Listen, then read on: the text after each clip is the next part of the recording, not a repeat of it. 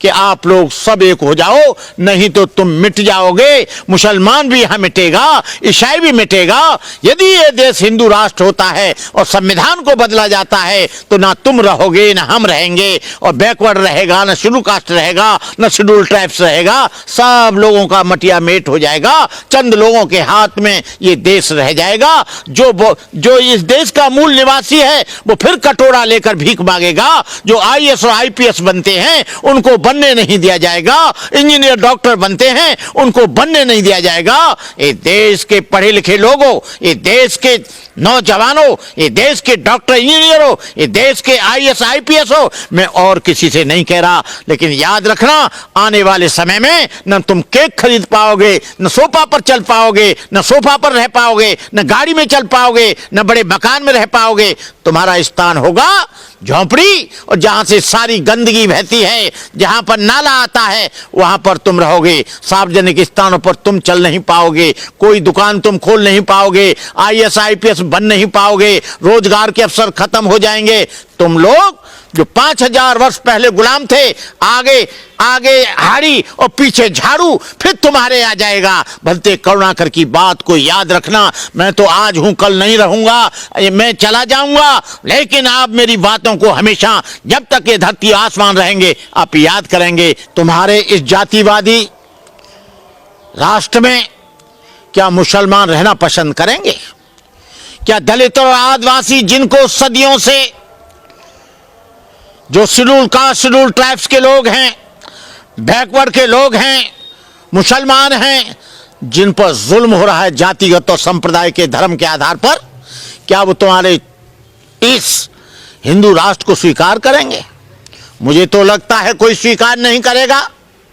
धीरेन्द्र शास्त्री स्वीकार कर सकते हैं, देवकी नंदन जी स्वीकार कर सकते हैं, आपके योगी जी स्वीकार कर सकते हैं, मोदी जी स्वीकार कर सकते हैं, 3% लोग स्वीकार कर सकते हैं, वो लोग जिन्होंने वर्ण व्यवस्था के आधार पर, अरे हिंदू राष्ट्र है क्या है? हिंदू राष्ट्र की हमें परिभाषा तो बता दो। हिंदू कोई शब्द ही नहीं है।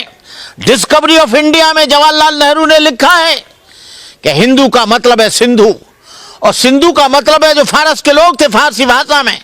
ये मुसलमान लोगों ने हिंदू शब्द दिया। हिंदू कोई उसकी परिभाषा नहीं है। हमें बता दो एक परिभाषा। सिंधु से हिंदू बना, और वो सा का उच्चारण हा करते थे। डिस्कवरी ऑफ इंडिया में पढ़ लेना, जो जवाहरलाल नेहरू ने लिखा है। और अभी भी आया है कि हिंदू कोई धर्म नहीं है। हिंदू तो इन लोगों ने हिंदू हिंदू करके, जो सनातनी सनातनी करके, पूरे देश को ये लोग मोटिवेशन करके, कोऑर्डिनेशन करके, कुछ चंद लोगों के हाथ में सत्ता को दे दिया गया है। मैं अभी कुछ दिन पहले मैं डिबेट सुन रहा था संसद की, जब चंद्रशेखर आजाद संविधान पर बोलने की बात करता है, जुल्म पर बोलने की बात करता है, अत्याचार पर बोलने की बात करता है, हॉस्टल में लड़कियों को लड़कों को मार दिया जाता है उस पर बात करता है, घरों में आग लगा दी जाती है उस पर बात करता है, बच्चों को सड़कों पर मार दिया जाता है उसको याद बात करता है, तो उसको बोलने नहीं दिया जाता है। जितने भी दलित यदि बीजेपी के गुलाम हैं तो बोल सकते हैं, लेकिन जो रिजर्वेशन से 134-35 जाते हैं, उनमें से एक भी बेईमान, एक भी गुलाम, एक भी पालतू आदमी दलित समाज के बारे में बोलता नहीं है। मेघवाल, जितेंद्र मेघवाल को तलवार से काट दिया गया, इंद्रपाल मेघवाल को पानी पीने पे मार दिया गया, लेकिन जो हमारे कानून मंत्री हैं, कौन से हैं, कौन से मेघवाल हैं? अर्जुन राम मेघवाल एक शब्द नहीं बोलते हैं। वो बीजेपी का टोपी पहनकर चुप बैठते हैं। अरे लानत है तुमको, तुम लोग रिजर्व सीट से आते हो, दलित लोगों की सीट से आते हो, बाबा साहब ने जो आरक्षण दिया था उसकी वजह से एमएलए एमपी बनते हो, लेकिन तुम दलितों के बारे में, उत्पीड़न के बारे में, जुल्म के बारे में, अत्याचार के बारे में, बलात्कार के बारे में, शिक्षा के बारे में, बेरोजगारी के बारे में कुछ नहीं बोलते। और जब कोई दलित बोलता है तो उसे संसद का जो अध्यक्ष है, जो अध्यक्षता करता है, वो बंद करा देता है, नहीं अभी टाइम नहीं है।